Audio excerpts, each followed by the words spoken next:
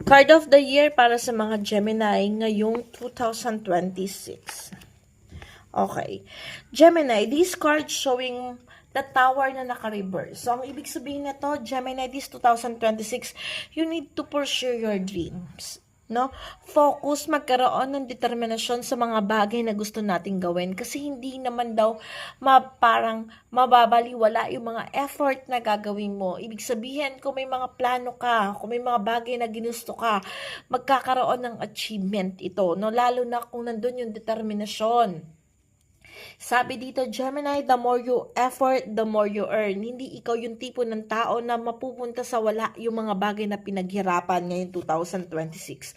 Sabi dito sa cards, mawawalan lang ng konting guidance ng universe kasi kailangan mong may mga bagay na i-priority. No? Like parang may mga bagay kang dapat na isang tabi at mag-focus dun sa goal na gusto mo. No? This card showing na determination. This card showing na kung ano yung i-effort mo toward to yourself, magbubunga daw ng maganda. So, Gemini, this 2026, you need to focus on your career. You need to focus dun sa mga bagay na gusto mong i-achieve o i-goal.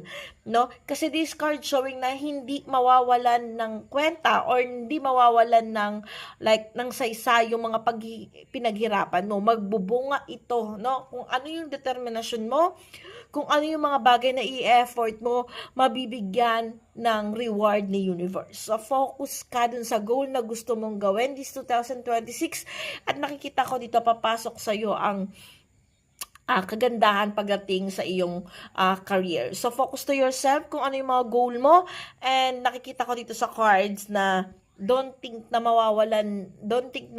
parang mawawalan ng saysa yung mga effort na ginagawa mo kasi nakikita ko dito sa cards na hindi daw masisira kung ano man ang iyong itatanim, magbubunga ito ng maganda. May aanihin na maganda ang mga Gemini this 2026.